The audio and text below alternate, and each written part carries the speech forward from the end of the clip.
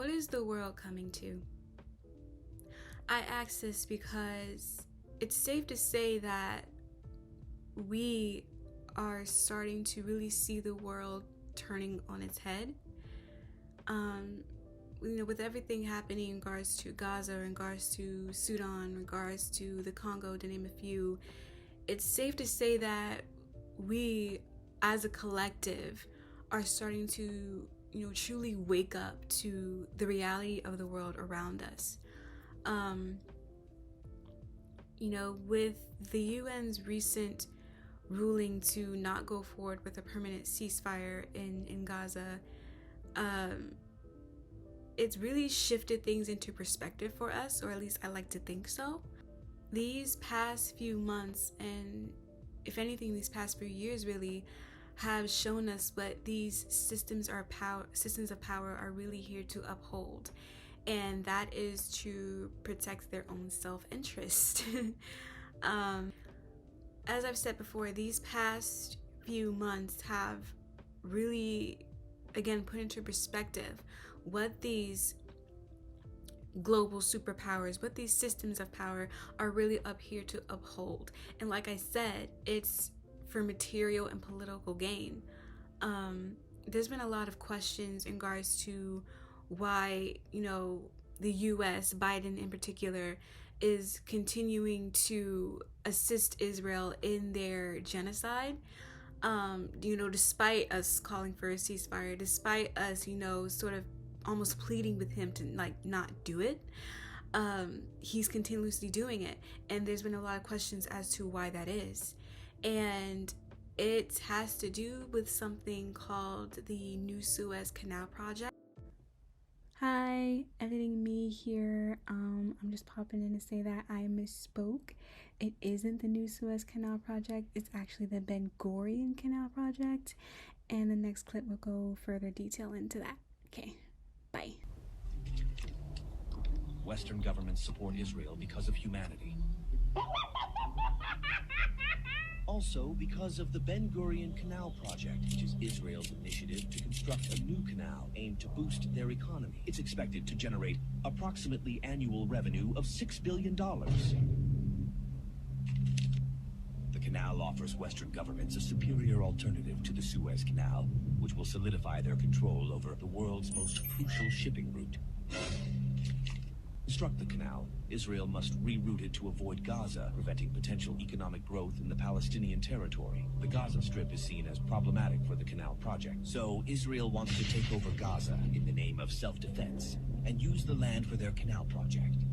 And the cheapest way to build this canal is by using nuclear explosives.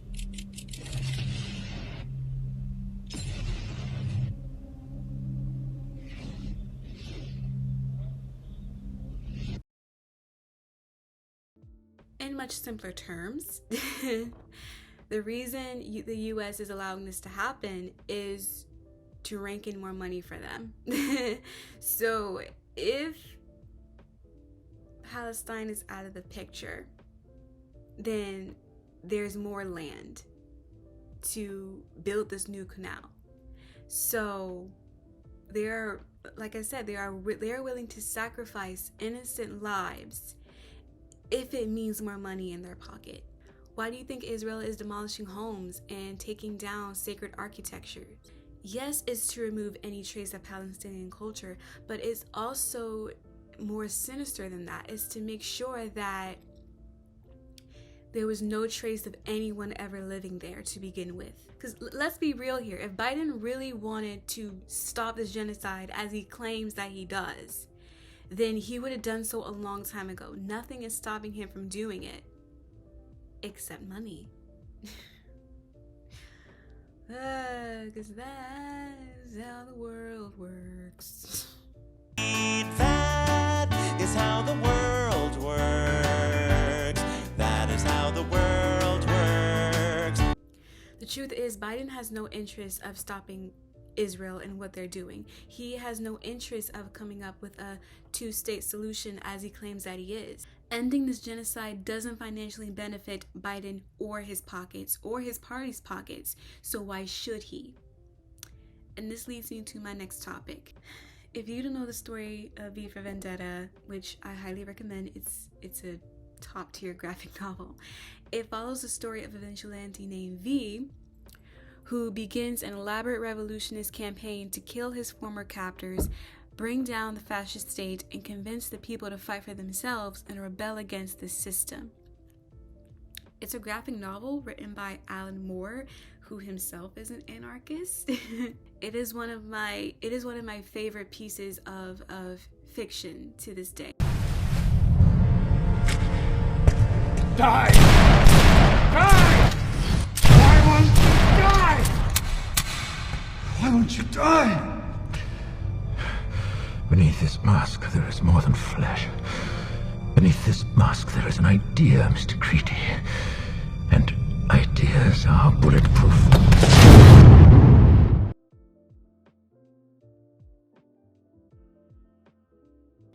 And I'm bringing this up because I feel the themes of V for Vendetta is kind of similar to what we're heading towards as a society.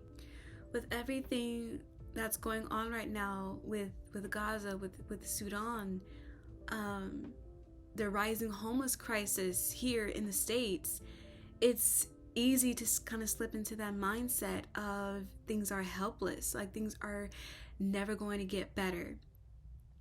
But, despite, how easy it is to slip into that, it's almost like as if that they want us to believe that. They want us to believe that this is how it's supposed to be. Like things cannot change, because think about it, they hold the power. So if we're collectively thinking that, okay, well, this is our circumstances, this is what we're stuck in, so we have to accept it, then they can continue doing what they're doing. Their power really, relies on our complicity of what they're doing, of what's going on in the world.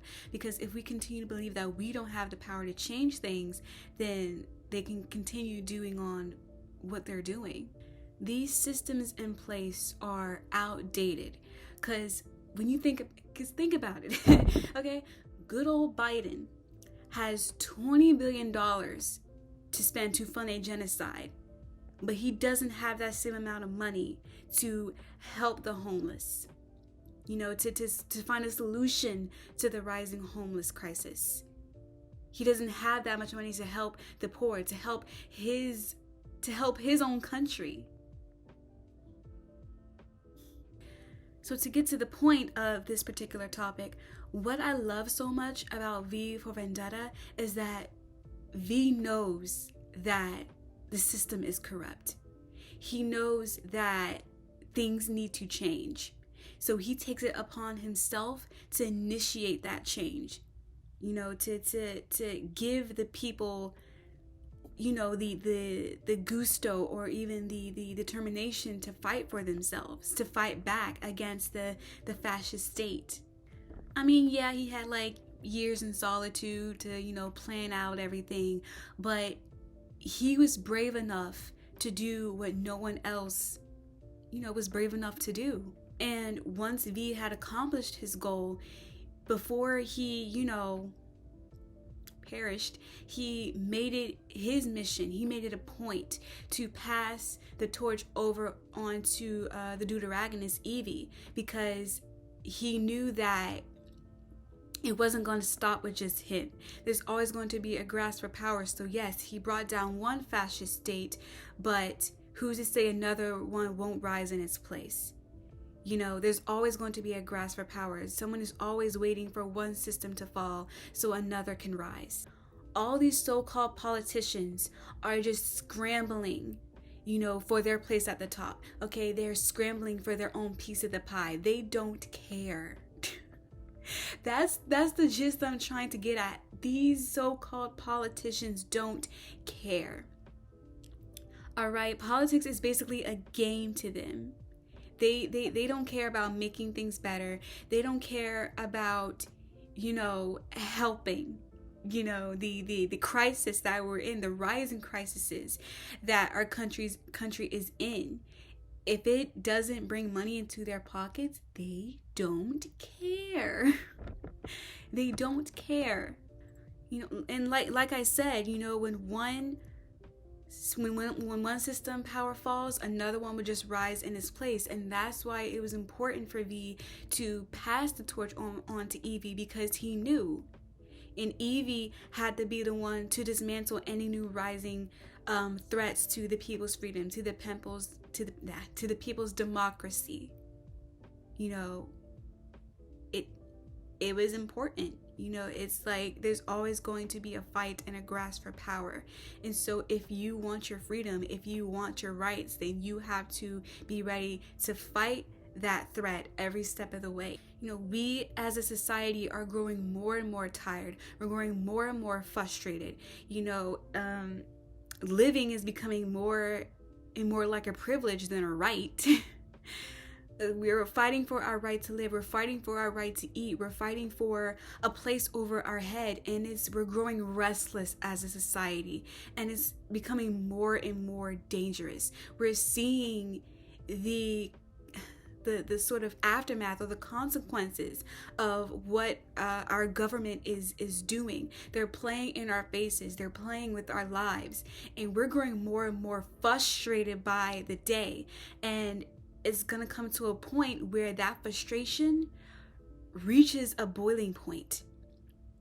And we're already starting to see that in our day-to-day life, how crime is rising, murder is rising, trafficking is rising. And it's because we're frustrated. We don't know what to do, because cost of living is just ridiculous. It's like we're fighting to live. In order to fight to live, we have to fight each other. And that is dangerous. And if this neglect for our well-being, if this neglect for our rights continues, which it most likely will, because these politicians don't care, then it's only a matter of time before we start taking matters into our own hands. Kind of like that scene in Joker 2019.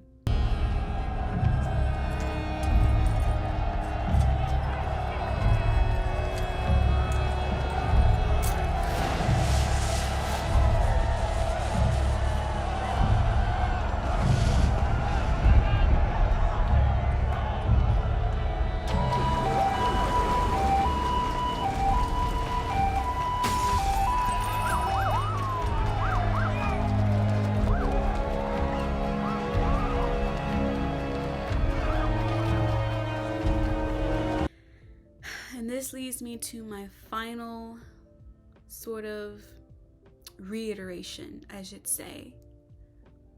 What is the world coming to? Where do we go from here? I like to think that, we as a society are, waking up and we're peeping the bullshit. Because, our eyes have been open since 2020. Okay? And we thought 2020 was bad, but I think 2020 to me was just the beginning of what is to come, right?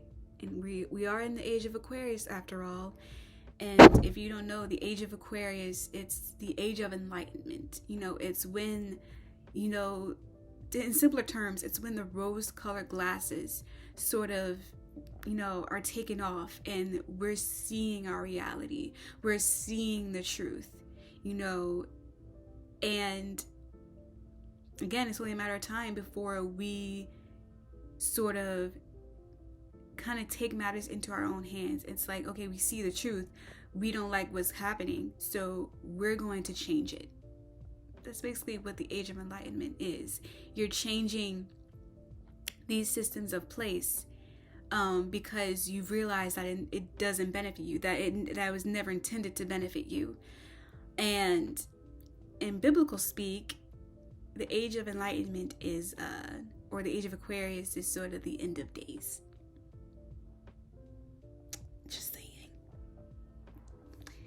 And if you know the Bible, you know what that means. But back to topic. Back on topic though. So, we realize that the government is corrupt. We've been realized that. We're realizing that politics is a scam, that Biden and the presidency itself is a joke. It's just for old white men to cosplay and write off their bucket list. Like, hey, yeah, I played the president once. Pretty cool. But, we're starting to see all this. So it's like, okay, so where do we go then?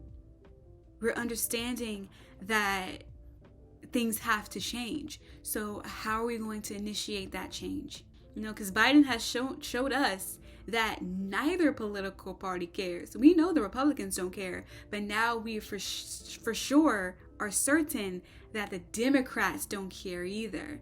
Because as long as you vote for blue, then, you're in good hands. But Biden has shown us that's not true. Neither political party cares. So what's happening now? So what's going to happen now with this year's presidential election? We know Trump's not getting reelected, prayerfully. Biden for sure has lost his reelection. So do we vote a third party? Do we say screw both So do we say screw Democrats and screw Republicans? Let's go for an independent party and see what happens. Might as well, see what an independent party is all about, because clearly we're not getting anywhere as a society with these two political parties that they keep pushing to us. And not just here, and not just the political games here in the US. Everything that's happening with Gaza, with the Congo, with Sudan. And we're realizing that international law is a joke, and that the human rights of the people don't matter unless these quote unquote systems of power deem those people human. Human rights don't apply to you unless you're viewed as human. And again, I sound like a broken record, but we are awake now. We know now. So what comes next? How do we move forward? Where do we go from here? Once Palestine is liberated, once Palestine gets its liberation, how do we move forward as a society to prevent something like this from happening again? What can we do to make sure that we aren't as helpless if something like this happens again? Because believe it or not, we have the power here. Yes, it may seem like we don't, and yes, the government wants us to think that we don't have power, but we have all the power here. We have the control here. I've said before, and I'll say it again, the only way the government can function is with our compliance. So if we're compliant, if we just roll over and just take what they're doing, they're going to continue to doing what they're doing. The government can only do what we allow them to do, but they've managed to convince us that they can do whatever they want. And by doing so, pretty much, kind of spit in our face that democracy is a joke. If the government can do whatever they want, at the cost of the people, then democracy isn't real. Then what's the point of democracy?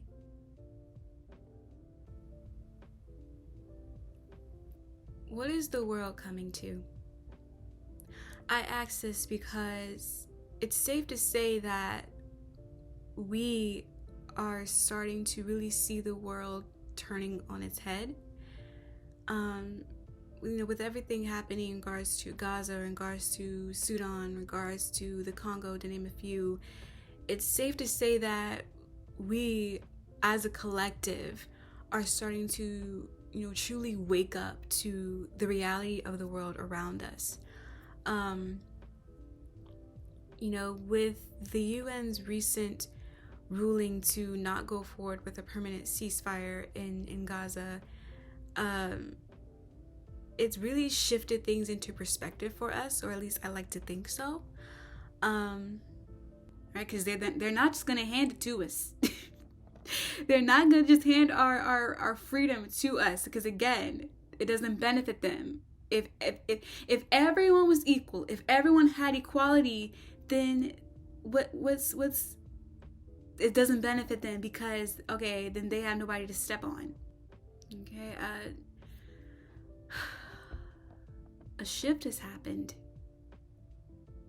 And my question is, I have a lot of questions, I know, but my question is, are we ready for what this shift is about to bring? Are we ready for the future that we are about to cultivate for ourselves? Because I can just feel that the future is about to look a lot different than now. A lot different than to what has been. For better or for worse, I don't know. I guess we'll just have to wait and see. You know, it's time for a change. But are we ready for that change? Are we truly, truly ready for things to change permanently? Are we ready for what this world is about to look like? You know, a year from now, hell, 10 years from now. We have reached a turning point. There is no going back to how things used to be. So, I hope y'all ready for that. With that being said, I'm gonna close out this video with this clip from V for Vendetta. People should not be afraid of their governments. Governments should be afraid of their people. And you're going to make that happen by blowing up a building? The building is a symbol, as is the act of destroying it. Symbols are given power by people. Alone, a symbol is meaningless, but with enough people, blowing up a building can change the world. Thank you for watching this video. If you made it this far, donation links I'll make sure to put down below in the description box. Please continue to use your voice to fight for Palestine and for all these other countries that, you know, are going through similar things, similar situations. Please continue to stay safe, stay blessed, and I'll see you in my next one, maybe.